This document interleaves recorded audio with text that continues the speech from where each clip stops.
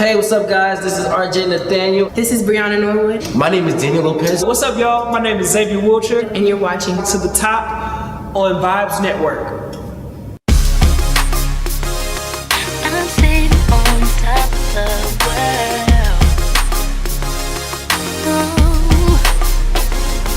Oh,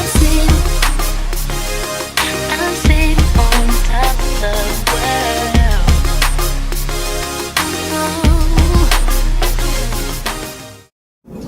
What's going on y'all? I'm Xavier Wilcher.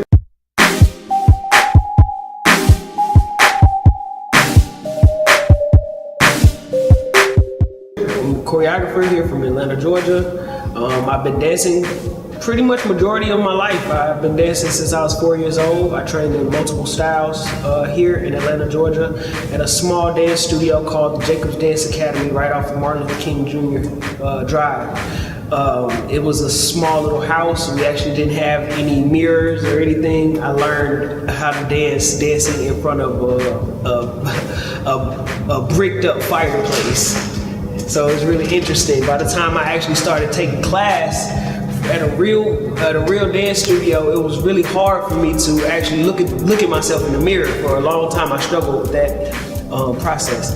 But I've been dancing professionally since I was 14 years old. I'm 29 years old now.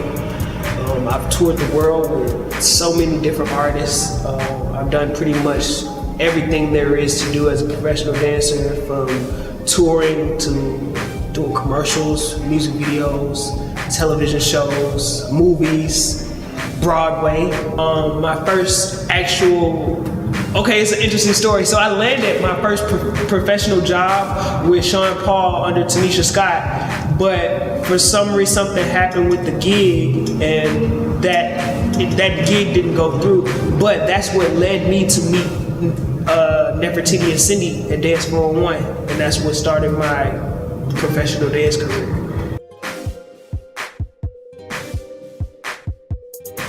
I have a lot of different mentors that I am so thankful for. Chuck Maldonado, the whole Monsters of Hip Hop staff. I have great friends that are amazing, that have supported me throughout my career, as well as blessed me with amazing jobs. Jaquel Knight, Sean Bankhead. And the list goes on. Cody Wiggins, Jeremy Strong. One of my mentors that really mean a whole lot to me is Brian Green. Brian Green is, I have to say, he's like my dance father. He is one of the most diverse, universal dancer, choreographers, performers that you'll ever see in your life. He can do so many different dance styles, and that's what I pride myself on, being very versatile and unique, and that's exactly like what he is. He's a house dance pioneer. So much that I've learned from him. What inspires me the most about the Atlanta dance community is how raw it is. It's such a cesspool of raw talent. Like, in so many different areas too. It's like I've run into new dancers all the time, and I've been here forever, so I almost feel like I know everybody. But then it's like I always meet some new people, or I get put on to some new people that don't take class at any of the studios, or not really in the dance community like that. And I like that, because it's kind of like, oh wow, there's like other people out there. It's like almost like discovering America for the first time, or discovering like unfound land or something. Like it's just finding new people. So that's just cool. The experiences that shaped my life and my career as a choreographer and dancer, they're not necessarily from the dance jobs, but from the different dance experiences that were very monumental, that I feel changed me not only as a dancer but as a person. One of them was when I was a teenager. was doing the Monsters of Hip Hop, being a part of the Monsters of Hip Hop cast and being invited to come to LA to do the show, work with all of those amazing choreographers. That was a really monumental moment for me. It changed me as a dancer, as a person. Another moment was when I went to LA to audition for Michael Jackson's This Is It. I went out there with no money in my pockets and I got stranded out there and I also didn't book the job. So it was my first experience actually ever living as a poor person because I was literally asking people for money for a hot dog from the 7-Eleven. That's how deep it was. One of my biggest experiences in my life was doing the Wiz Live. It was one of the best jobs I've actually ever had, but it was one of the most. It was one of the jobs that I took the most from, as far as a professional and really taking it all in as a capacity. The reason why is because it was a rigorous process. The show was filmed live, so everything that we had to do was in that one take of an hour and 30 minutes or so. I had so many different wardrobe changes, makeup, costumes, on top of learning the choreography and singing, so I had to learn dances and songs, as well as assist with some of the choreography for the Scarecrow. Another monumental moment in my life, I say, was touring with Tinashe and being in Dubai and receiving the call that my grandmother passed away. That was very tough for me because I still had so many. I had just landed in Dubai. I had a whole week of shows, and I had to deal with the most important person in the world to me leaving me, like the world. And so that was a definitely growing experience for me.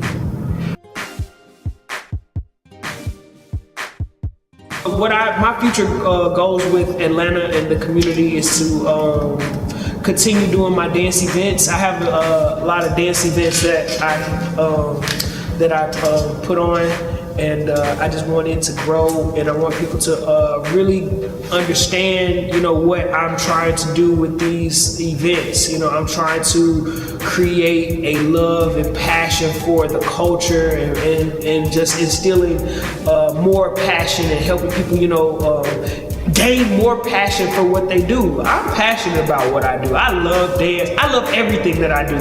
So it's just like I have to show, that love and bring that love into it, and I want others to feel that love. You know what I mean? I feel like we all need love. So that's not just my way of sharing love with the community.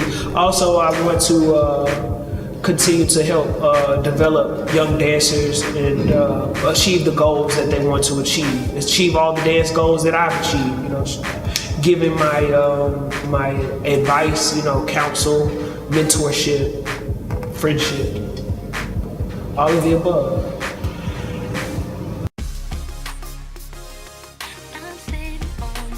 So the encouragement that I have for upcoming professional dancers and choreographers is to stay inspired, stay passionate, stay creative.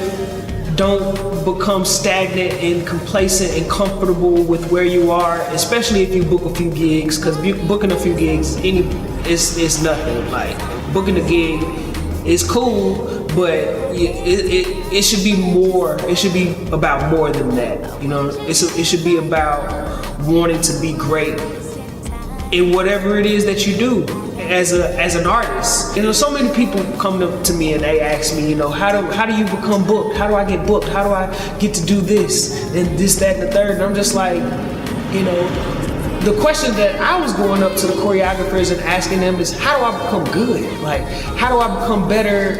Or how do I, focus or do these moves? How do it was just a different type of conversations that I would have. And I feel like that's what set me apart and helped me to be unique, but also to grow, you know, and continue to be humble and passionate and wanting to grow and wanting to be the best that I can be at all times. So my advice is to stay passionate. Do not let money be your motivator. It is a motivator, but it cannot be the motivator for pursuing a professional creative career.